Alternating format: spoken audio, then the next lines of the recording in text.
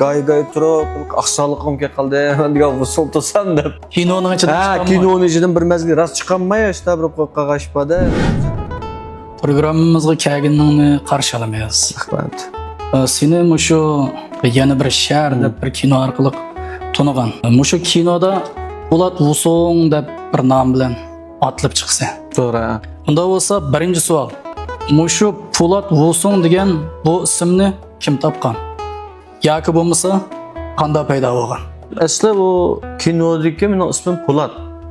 Bu yerda Vusong deb laqam yo'q aslida. Ben yezdan chiqib, shifod baqqallik qilib, bir azroq bir adolatsizlik kuch qayma o kinoni shetchu. Jamiyatda o'ynaydigan laqami Yo'lvas, ismi Arslan deb birisi bor ekanda shu yerda. Nurg'un menga o'xshash meva sotadigan baqqallarning uning fikri bor.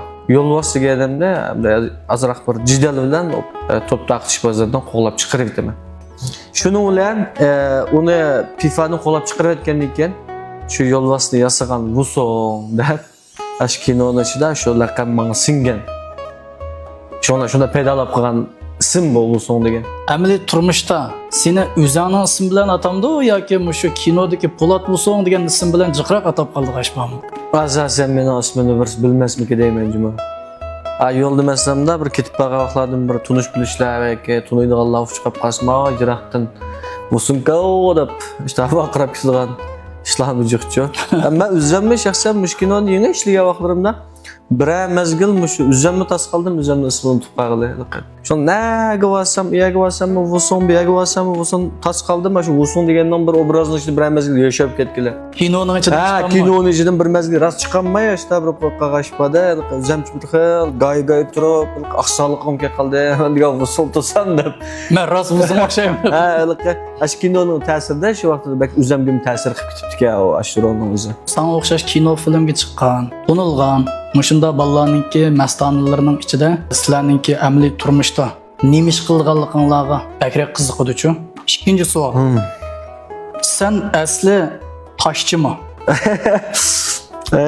Nurg'un adam so'rab og'zimdan ololmaydigan savoldan bir chiqib qoldi hozir.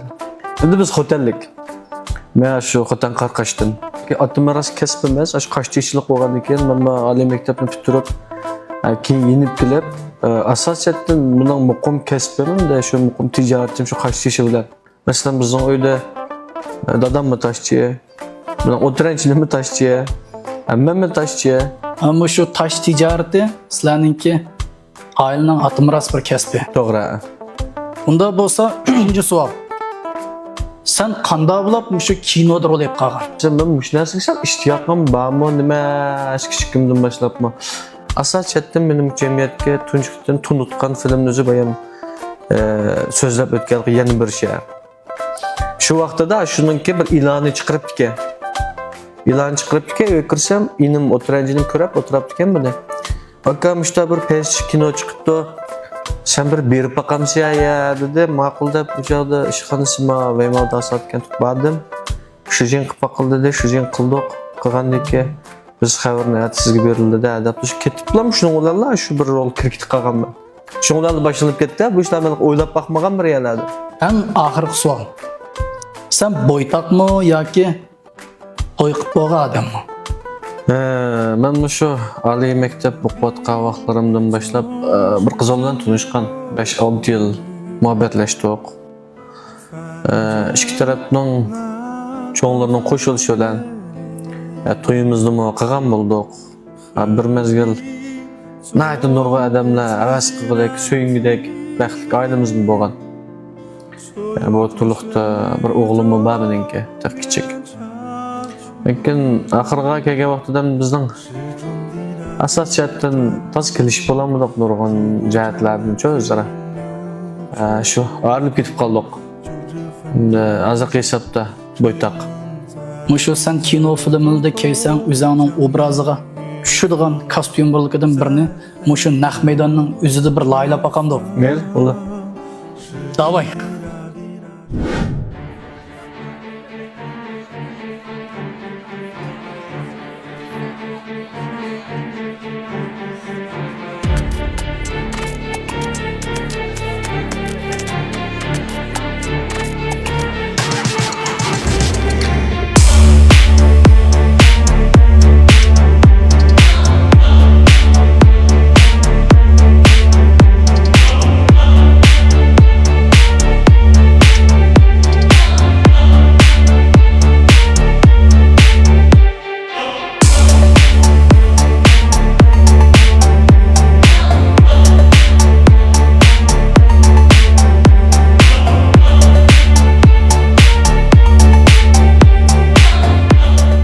kostyum, qora ko'ylak, qora galstuk.